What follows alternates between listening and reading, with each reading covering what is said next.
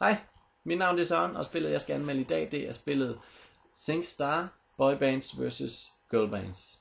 Og spillet det er et spil til PlayStation, og det er også selvfølgelig der jeg har spillet det. Spillet det er et klassisk SingStar spil, hvor det går ud på at synge karaoke til kendte musiknumre. Det der er her ved det er, at det er alt sammen nogle boybands og girlbands numre. Det er altså ikke nogen solister, men de klassiske bandsange vi kender.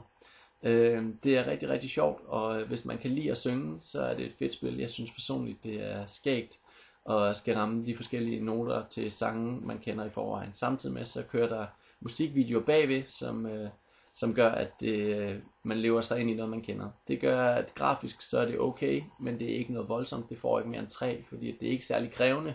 Man ser en musikvideo samtidig med at man ser nogle forskellige blokke, hvor man skal prøve at ramme med sine noter. Så grafisk kan det ikke få mere end 3. Spillet er på engelsk, og det gør ikke så meget.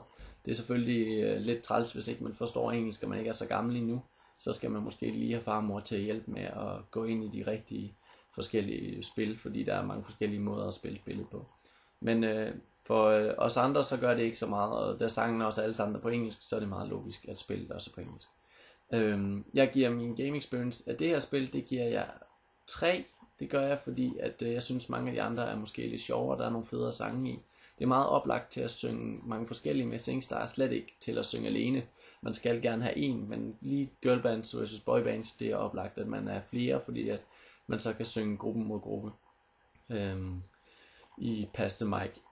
Og jeg vil klart anbefale det for dem, som har flere at synge mod. Hvis du ikke lige har nogle venner, som synes det er særlig sjovt, så er det måske ikke lige det her spil, du skal have.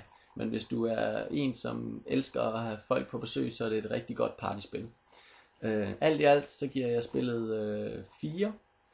Hvis ikke man har prøvet SingStar før, så er det her et rigtig godt SingStar-spil. Jeg synes sammenlignet med de andre, er der andre, der er bedre, så derfor er min egen game experience måske lavere. Men spillet i sig selv er et fantastisk karaoke-spil, så hvis man er til den slags, så er det rigtig, rigtig godt.